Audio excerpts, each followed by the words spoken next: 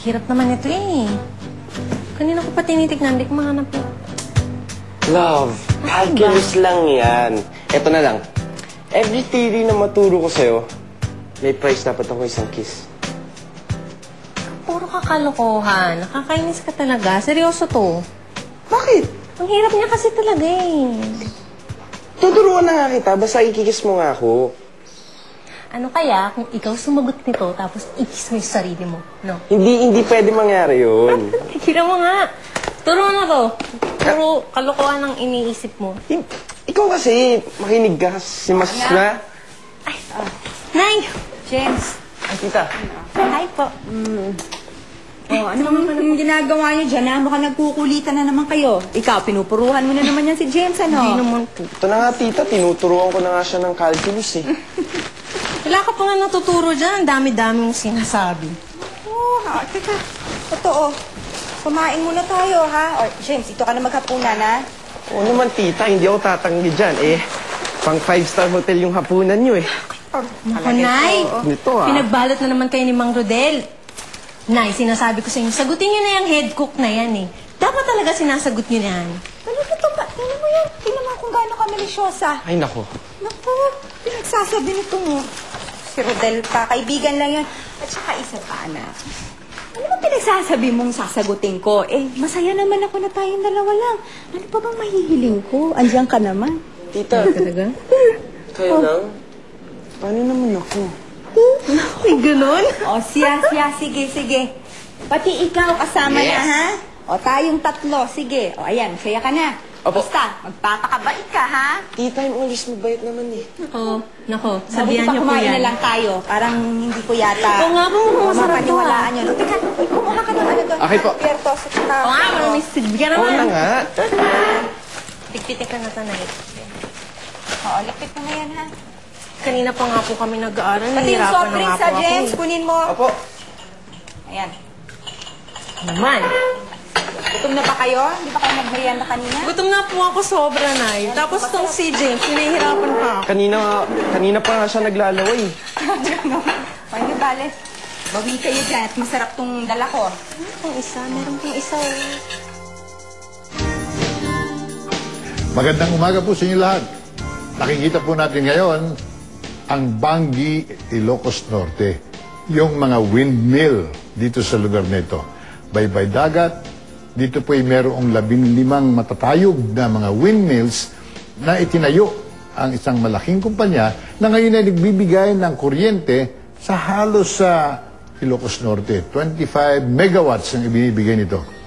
Dito po ay isa sa pinakauna sa buong Southeast Asia. Ito po ay karangalan ng Pilipino na masabi natin, dito tayo nag-eksperimento ng alternative energy, renewable energy na maaaring pakinabangan ng buong mundo later on. Alam naman natin sa pagkataas-taas ng presyo ng kuryente ngayon at ng gasolina, hindi natin makontrol, kailangan meron tayong mga ganitong uri na panggagalingan ng ating energy, ng ating kuryente. Ito po ay unti-unti subalit ito ay maaari ng pakalatin later on kapag bumaba na ang cost of production upang yung lakas ng hangin sa ating bansa na rumaragasa, pakinabangan natin katulad ng Bangi Windmills, Ilocos Norte. Bakit nga ba may mga taong laging mainit ang ulo at parang galit na galit sa mundo? Paano ba natin dapat harapin ang ganitong klaseng uri ng tao? Isang napakagandang kwento ng pagkakaibigan at pagpapatawad na rin ang inihanda namin sa inyo. Panoorin natin, mag-e-enjoy tayo. Sigurado ka ba? Kausap ko lang kanina si Prof. Wala naman siya sinasabi sa akin. Love, sigurado ako. Baka ayaw niyo muna magsalita hanggat di pa official. Ewan ko ah.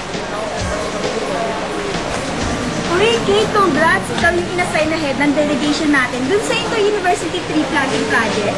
Ano yan? Manager ng tawag namin sa'yo. Project manager daw position mo eh. Ano ba naman kayo? Manager ka dyan? Tignan niyo nga ako.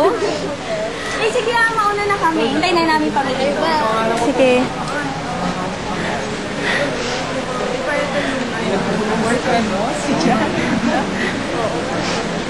Sabi ko sa'yo eh, kanino pa ba nila i-assign yan kundi sa pinaka-responsible na student sa school? Alam mo, love, Ewan ko pero laking responsibility kasi siya eh. Pero I admit, magiging maganda siya tignan sa resume ko. Lalo pag nag-apply na ako sa UN, di ba? That's the spirit. Nice. Ano, tignan natin kung sinong members. Tara. Tignan natin kung sino kasama. Oh, kasama pala siya? Sino? Si Jasmine? Ikaw, tigilan mo nga. Si James, kasama din natin. So, paano mo binola si Prof? Ano? Bakit niya sa'yo binigay yung position sa inter-uni project? We all know na ako ang pinaka-qualified for the job. Alam mo, Angie, hindi ko rin alam eh. Pero siguro kung may reklamo ka, si Prof na lang kausapin mo.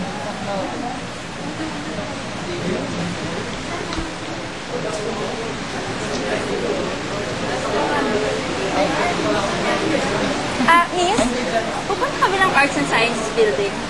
Yes. Kaya raw mapalo. Pwede. Sure.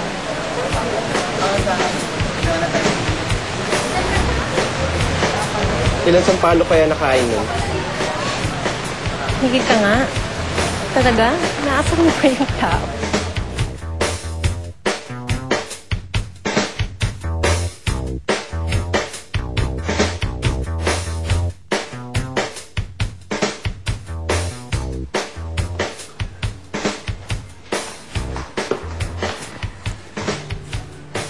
O, Nay! Ang aga niya naman po. Maaga kasi kami pinauwi.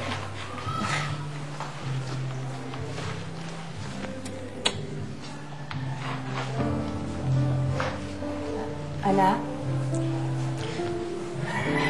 Nay, may problema po ba?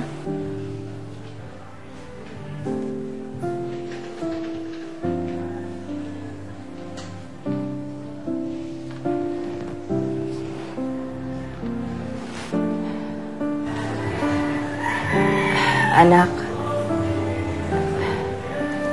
na-lay off kasi ako eh.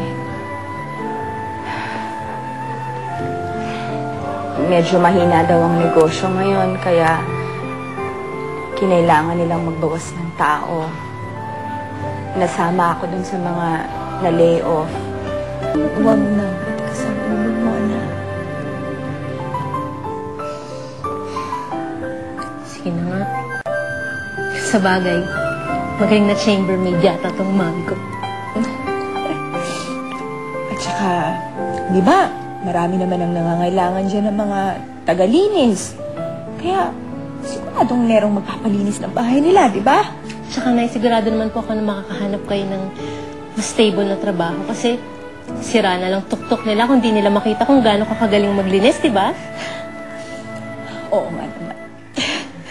Pero habang naghahanap ako ng mas permanenteng trabaho, siguro magtatanong-tanong din ako kay Maring Connie kung may kakilala siya ng mga taong nagpapalinis ng bahay nila, kahit ba yung mga arawan.